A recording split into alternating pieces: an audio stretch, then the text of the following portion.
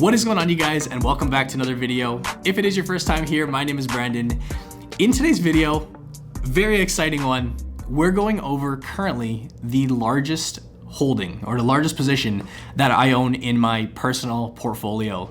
And this is a topic that for our subscribers, I don't talk about all too often. I do stay rather secretive about this stuff, but I did make a few trades this morning, and I've actually made a few trades over the past little while, very selectively, which has bumped this stock up to now my largest position. And I want to start off by saying to you guys, one thing that I've always tried to do on this channel, always since the very beginning, was to educate. And for those of the true supporters, for those ones that do care for my opinion, I'm not saying that this is the right stock for you. I'm not saying that this is a great stock for you to buy, but I want to share with you guys my thesis and at least hear me out, knowing that this is going to be a stock that does turn some heads. Hopefully the decision-making process and kind of what goes on behind the scenes here is what I can portray to you in terms of why I am placing a substantial bet, at least amongst my portfolio, into this company. For those that aren't familiar, or if you're not in our private membership group and didn't know, Amazon had been my largest position for quite some time, okay?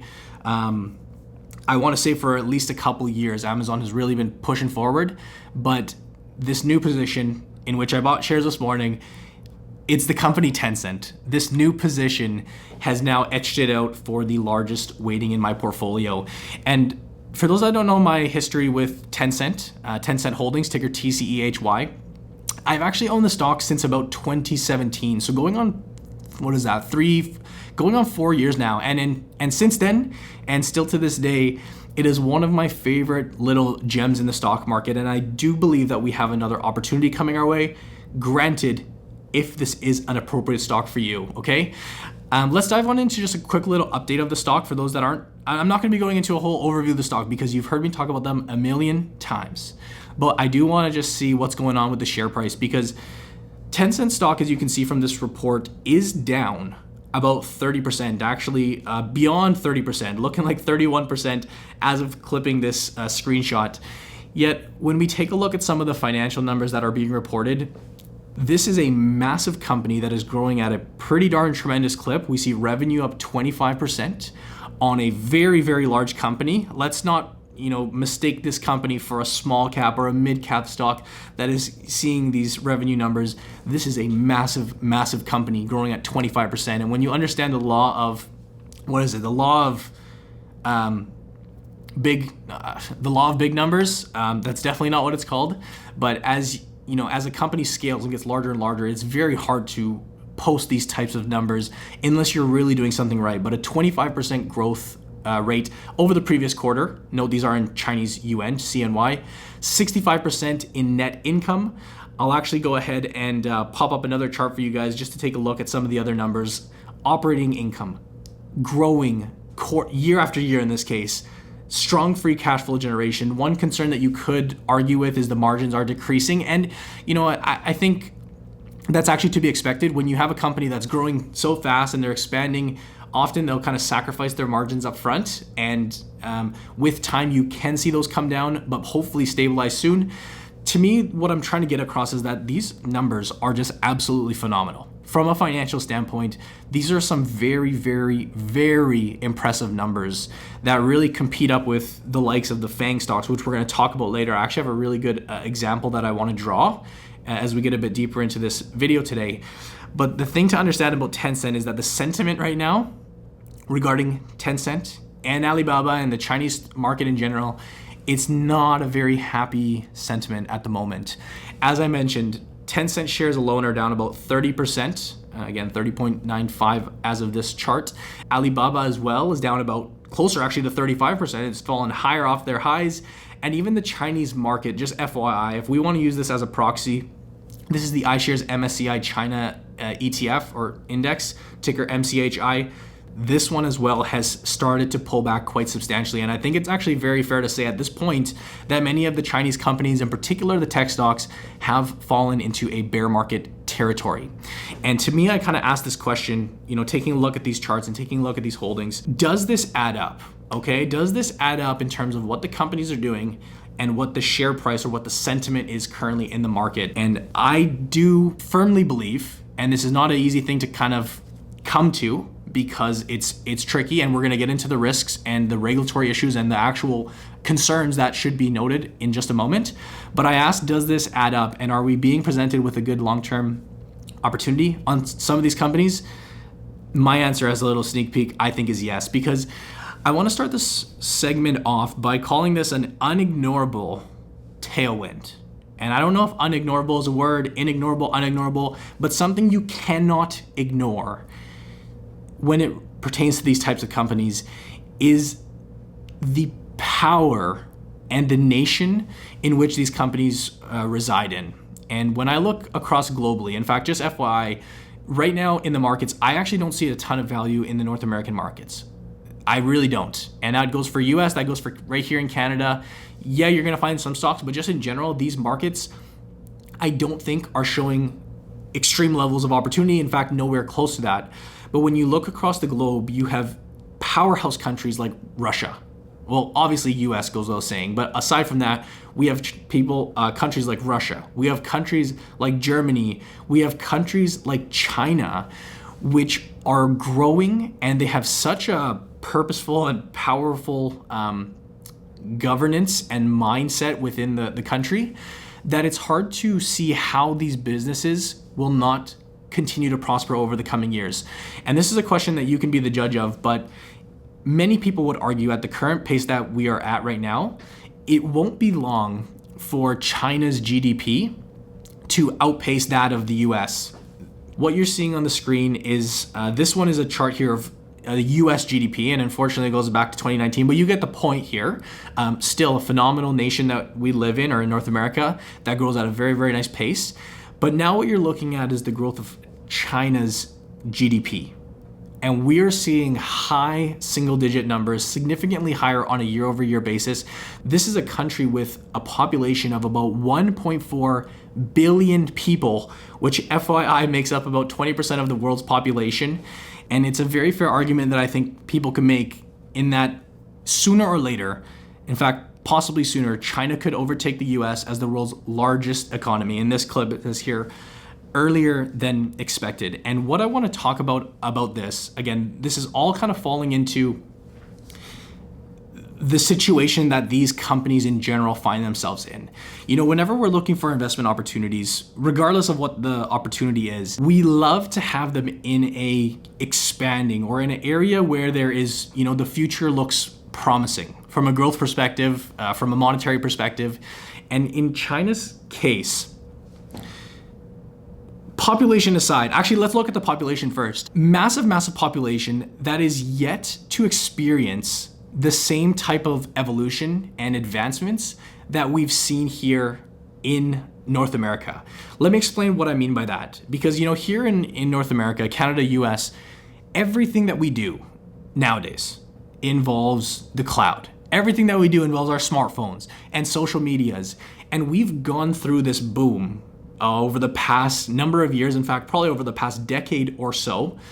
And that has just been a huge catalyst for our companies. And we can take a look, for example, at our FANG stocks, which we all know how well they've performed. You take a look at some of the share prices and how high they've skyrocketed based on the fact that this is an essential need and it's just part of our daily lives, pretty much all across the board, whether we're looking at Apple, Netflix, Google, that have all these cloud components, social media aspects. China, although there is a bigger population and although they are growing faster, they have not yet seen the mass adoption like we have here in North America, right? We've already seen this, and what we consume on a day-to-day, when we look around in our society and we see what types of methods people are absorbing information and whatnot, absolutely, there are very advanced parts of Asia and China in particular, but not even close to the type of adoption in terms of percentages that we're seeing here.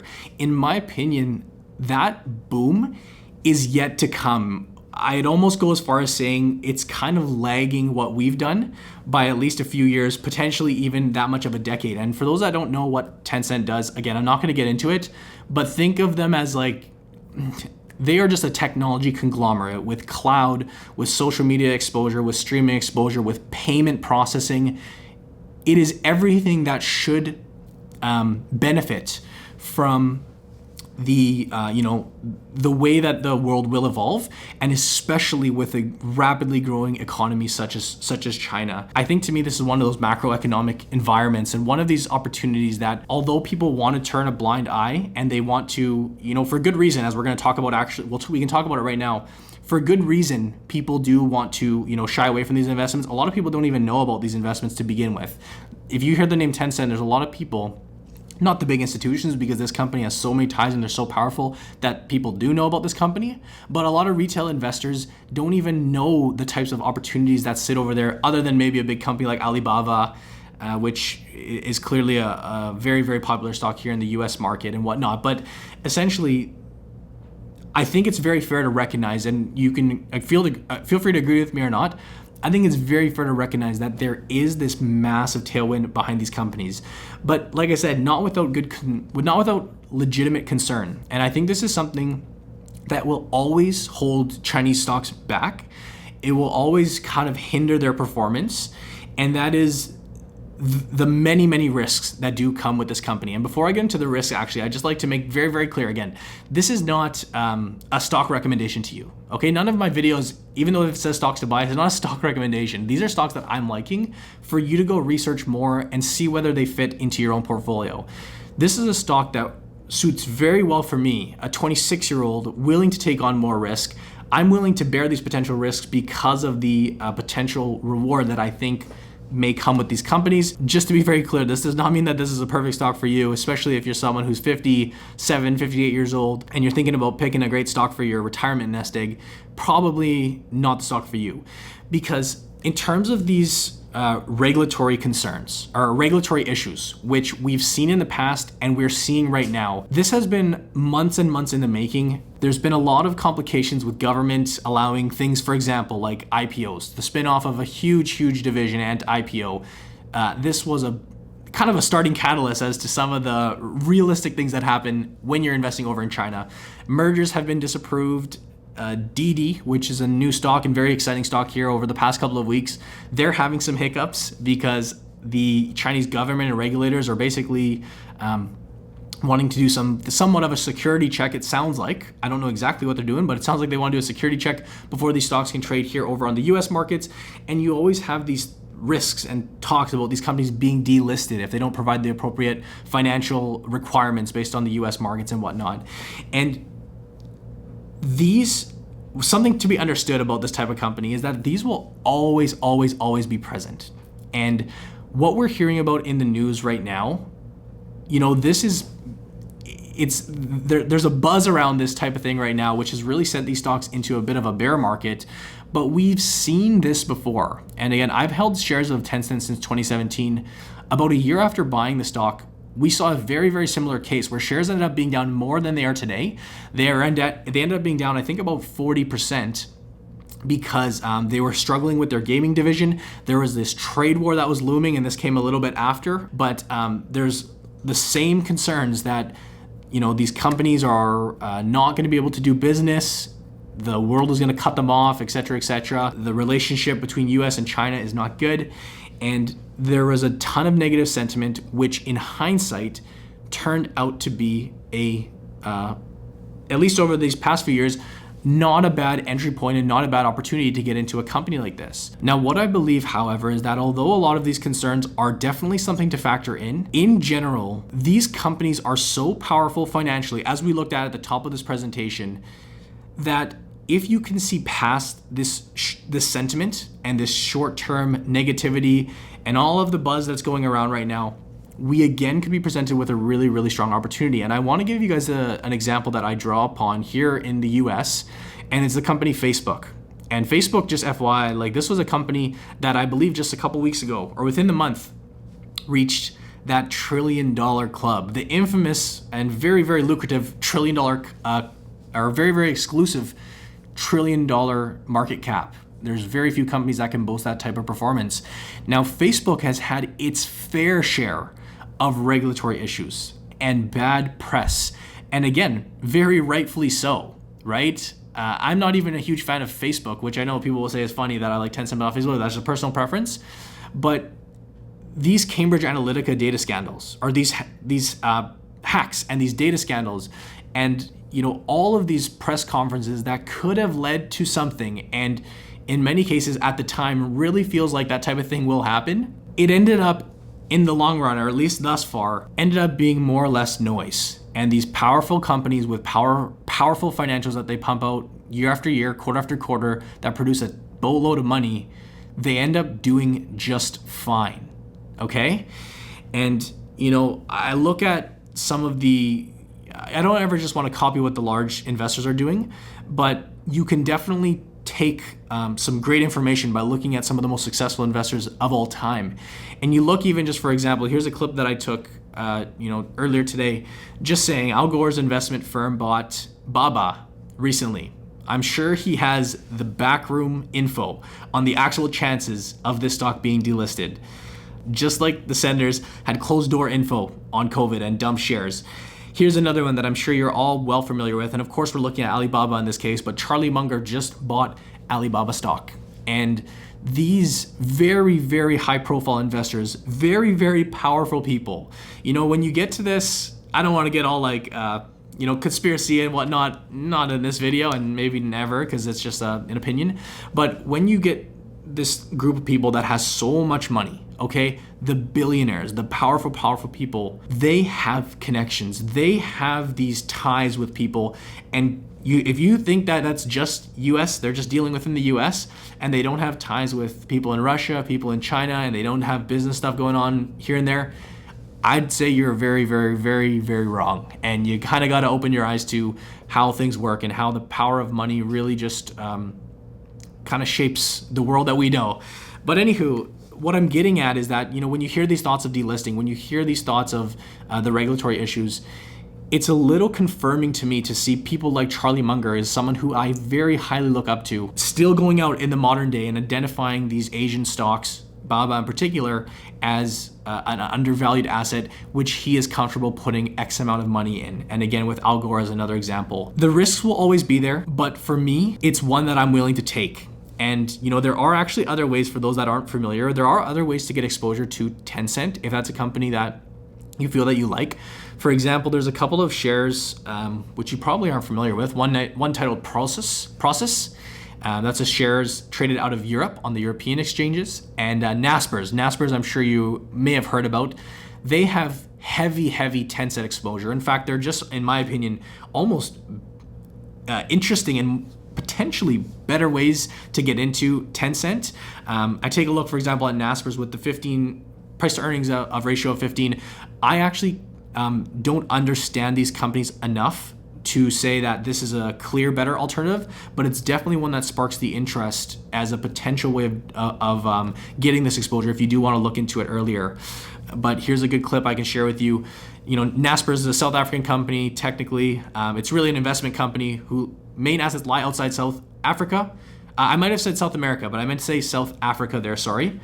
One of the most interesting parts of investing in Naspers is that almost 90% of its assets lie in a single investment. It's 31% stake in Tencent. So you can absolutely get exposure to these companies kind of indirectly by going through a back door with these companies.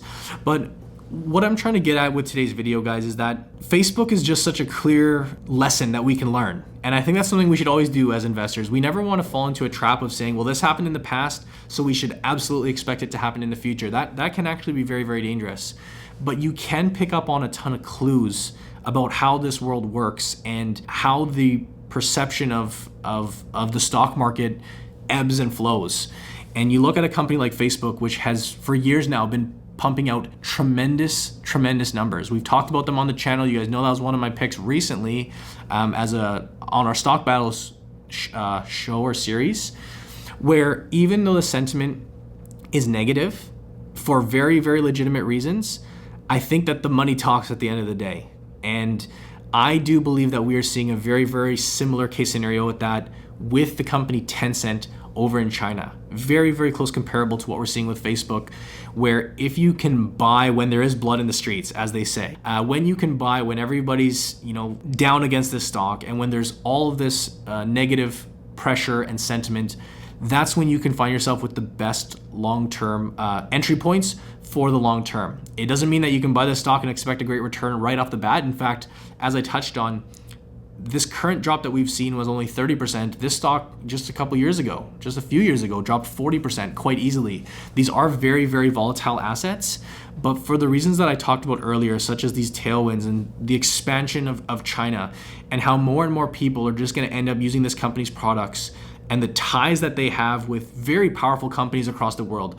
I see from the comments from you guys all the time that Tencent invests in many cool areas, and you guys can leave some in the comments down below, because I know we hear about them. The Tesla investments, I know they have ties with the NBA, which is personal, a personal interest to me. Very, very powerful people are connected with this company, and for that reason, I do believe that as the shares are down 30% today, it's at least worth looking at starting a good long-term position. I don't think this company has seen the boom that it is that is in store, and it's just a company that I want to have exposure with. To finish off today's video, I'd just like to make it very clear and reiterate to you guys, the viewers of this video, that I am just sharing with you guys kind of the thought process that's going on within my mind as to why I'm seeing this as an opportunity at the moment. I don't want you guys to judge really anybody, I don't think, on the stocks that they own. If someone wants to own a tobacco company, if someone wants to own a casino company, if someone wants to invest in China, if it's right for their personal situation, I think that that's something that you should respect the same way that I would respect you guys. If you go out and say, hey, I want to do eco-friendly investing, or I want to do halal investing, whatever the case is, people have, I think, the right to invest their money where they see fit.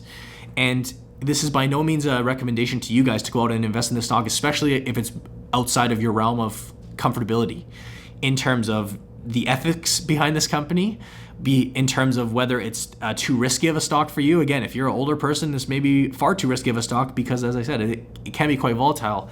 But I want to share with you guys why I'm taking the leap on this company. And within my portfolio, especially during a time like now where there isn't that much value out there, I see an opportunity like this and I decide to go heavier in that area. In general, my portfolio management, my philosophy on investing is you don't need to buy the penny stocks. You don't need to buy those $5 stocks or the $10 stocks that are gonna, 1,000 times your money. You don't need to take those risks. Rather, you have a very, very fundamentally strong portfolio. And when you see these beaten down opportunities, you dive heavier into them. And will it pan out? Will it not pan out? We'll have to see. It's not impossible. It's not unheard of that this stock ends up being a flop, an absolute lemon. And I'm completely wrong about what I'm saying with the regulatory risks. And this company actually ends up, going into shambles. It's possible. But that's a risk that I'm personally willing to take when I see the types of numbers that they post, when I know the type of reach that they have, and I know what type of products they pump out, right? So anywho, I think that will wrap it up for this video. Very, very ranty today. And I just decided to do this video kind of off the cuff because I'm actually going away. I'm going on a fishing trip. We're going for a little fishing lodge for 3 nights later in the week. So I won't be posting too much throughout the week. I know Mark will be around, posting maybe a solo video or two. We do have a joint video coming up, but I just want to share with you guys a little special one today and give you guys some insights into what I do. If you guys do appreciate that, whether you like the stock or not, I would appreciate if you drop a big thumbs up on the video. If you kind of learn some new information or you just, appreciate what I'm doing. If you're not already subscribed to the channel, we post videos like this every single week. So make sure you're subscribed and you have to hit the bell for notifications. If you don't hit the bell, you will not be notified. Sometimes you won't be notified. And last but not least, we do have our Investing Academy as that first link in the description below. If you're watching this in Canada and you're either a beginner, you want more knowledge on the stock market, whatever the case is, click the first link down below because we have courses, training, we have a private membership group where you can see all of the stocks that I own. You'll see all the trades that I make, my exact portfolio. You get to keep up with our stock challenge portfolio as well as all the trades are made live, and we just had an awesome live presentation. For those that tuned in over, we had a number of students come through and just leave glowing reviews on that first presentation. It was such a fun time. We are targeting a live presentation once a month where all active students can come in and enjoy the content, ask questions, raise their hand, get on video. It was a total blast. And by the end of the year, just as a sneak peek, we're gonna be aiming to have a weekly live session in our Investing Academy. So many cool progressions that are being made. But anywho, I do hope you guys enjoyed today's video. I hope I was able to maybe give you guys some ideas or just something new to think about. As always, I thank you guys for watching. I hope you enjoyed, and I'll see you in the next video.